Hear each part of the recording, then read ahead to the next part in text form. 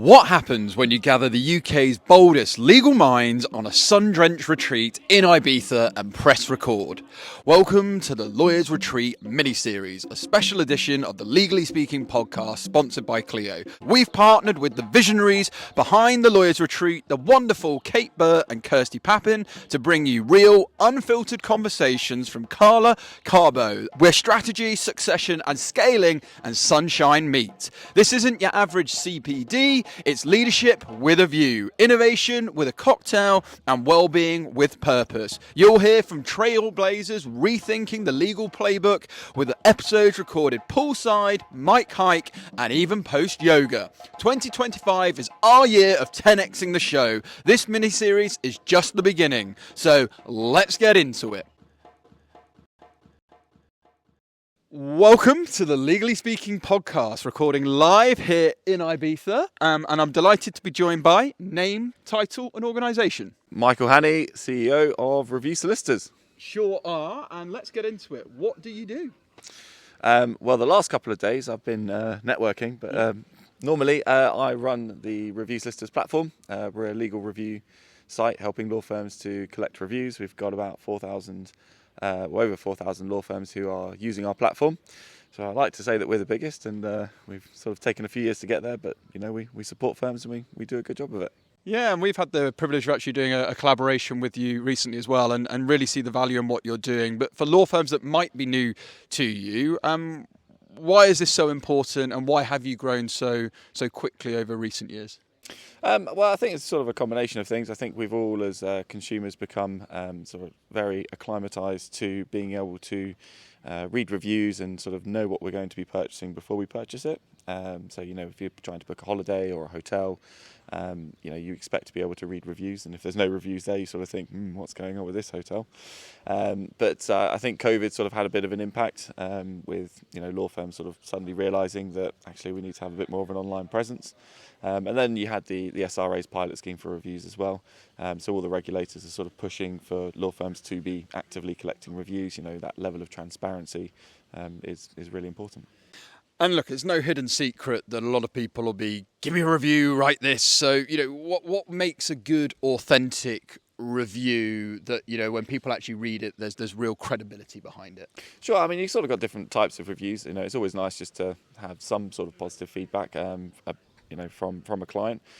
Even something as good as, you know, service was great, you know, that sort of goes a long way as a thank you to that individual. Yeah. But in terms of, you know, when you really do have a good sort of rapport with your client, when you are, you know, taking the time to really understand them and you're helping them in that sort of, you know, distressed moment of their life, they will take the time to leave you sort of quite a substantial review. You know, you're sort of talking, you know, 200, 300 characters, yeah. And it really sort of delves into the personal aspect of what they felt was valued as what you gave as your service. Yeah, and obviously we're recording live here in Ibiza at the Lawyers Retreat. You've been partnering with Kate and Kirsty. Why have you decided to be involved in the Lawyers Retreat, and what benefits have you got from being here?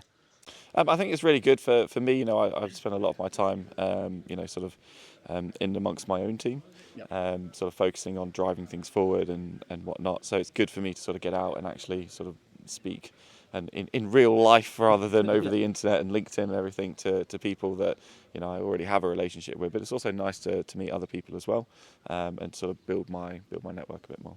Yeah, and I guess from again coming back to ReviewSolicitors and what you're doing, if law firms are actually looking at themselves and thinking, "Wow, we don't have any reviews," where do they start?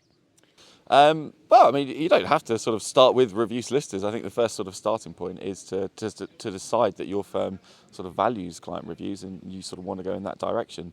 You know, Google's sort of AI features and various sort of ChatGPT and whatnot, they've come along quite quickly in the last 18 months.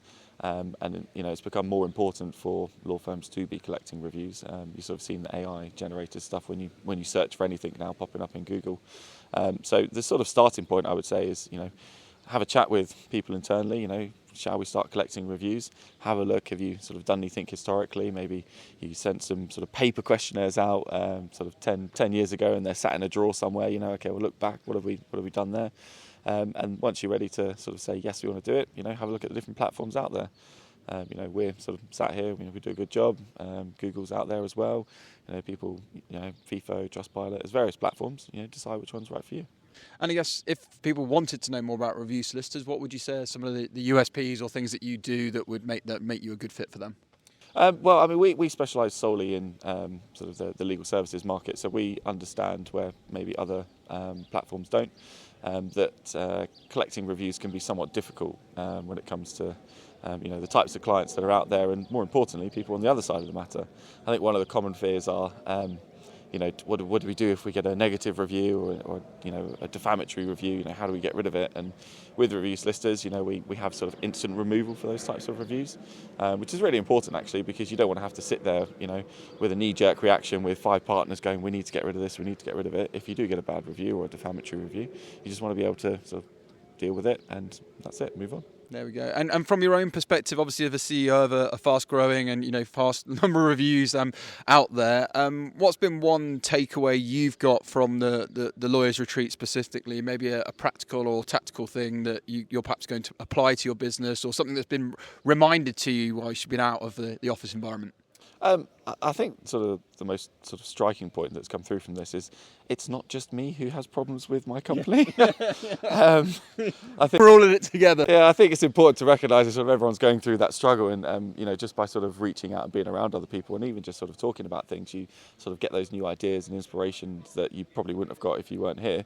It's very easy, I think, to become sort of not being able to see through the trees, and sort of coming out here and just having that sort of breathing space to do things that, putting all the emails to one side for a couple of days and just networking with people, it goes a long way. Yeah, really well said. Well, look, it's been an absolute pleasure hosting you on the Legally Speaking podcast. And if people do want to know more about Review Solicitors and what you're getting up to, where can they go? Feel free to shout out any websites or any social media handles. We'll share them as this episode for you too. Yeah, fantastic, cool. So if you want to learn more about Review Solicitors, it's reviewsolicitors.co.uk, or hit me up on LinkedIn, drop me a message, contact anyone at the company, and we'll sort of invite you in. You can have a cup of tea and we'll have a chat about reviews.